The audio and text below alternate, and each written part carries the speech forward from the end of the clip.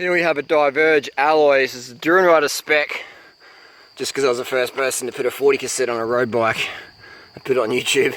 But we have a road link here. We've got an XT M8000 rear cassette.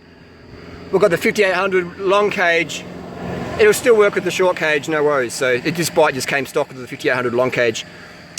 We have, just this is a standard. The Diverge is good because you can have rack and fender mounts on there. The Zerts, they're pretty good. I'm not sure if it makes much of a difference when you're running such big tyres, but I can put fenders on there. Got rack mounts up here, got alloy.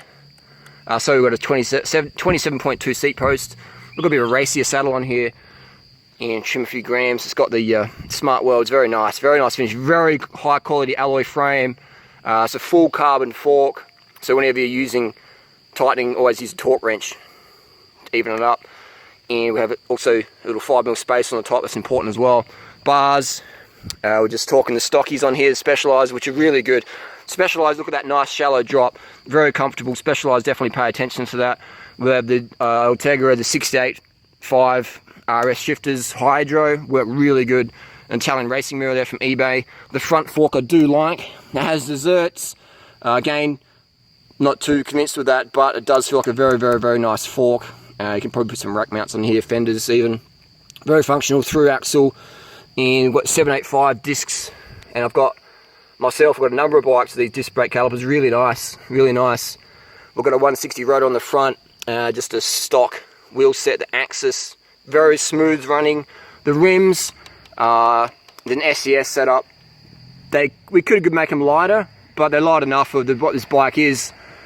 And we have the internal cable rating, very nice. Look at that. That is beautiful finish. Beautiful finish. Beautiful finish. This is when this camera turns off, we're going to get some intimacy going on. It's a BB30 setup, and we've got an FSA Gossamer 5034. This is where my gripe is. I would prefer more adventure gearing, and that's why I've got the Durianrider spec, the 40 cassette in the back. Because this is an adventure bike, it's not a crit bike. I mean, you can still race crits with a 5011, no worries. I've raced Div 1 crits with a 5011. I never got dropped, but I would like to see better gearing on the front here. And that's what we're doing, put the Durianrider spec on the back. You could probably, this feels like it's maybe oval or circular, I have to double check, but I know a couple of the crew have actually sanded this off, which would avoid warranty, and just put a band clamp around there and put the mountain bike cranks on. But it is a nice bike, it's Taiwanese made, and I would definitely rate them. I rate the Specialized Diverge. If you've read my cycling buyers ebook guide, I'm lost for words right now. The Diverge does feature in the gravel bike or rounder bike, but this is still a bike I could race Div 1 on. Probably put maybe some 28s on there. Got the 32s on there right now. These tyres aren't too bad. Not many flats on them. But a nice bike, but it's definitely a fast bike. The Hydro discs work really good. And if you're going to get disc brake bike, I would recommend the Hydros.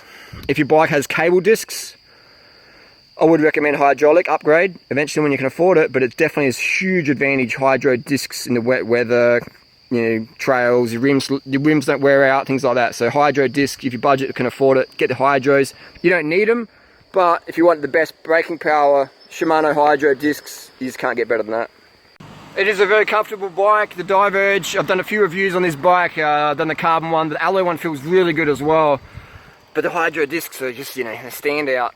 And once you put the proper gearing on the Diverge, I mean, it comes stock with, some Diverges come stock with a 28. A 34, 28 on an adventure bike. That's just not going up many epic climbs. But we do epic shit here in Thailand. Like, seriously fucking epic climbs. So, some punters out there go, you don't need a 40. You don't need mountain bike cranks. Well, you come on one of our rides one day and we'll see what you think of that. You won't even make it home in your standard gearing. Seriously, some legit climbs here in northern Thailand. Put the proper gearing on so you can go up any fucking hill you want and get it done, finish strong. Do your 200, 300, 400, 500k, 600k rides. Fully loaded, whatever you want, and get it done. Diverge, legit bike. Lifetime frame warranty as well. And if you have any questions, what bike you want to see reviewed next, hit me up down below. We're doing bike reviews all year long now. Let's get it done. Like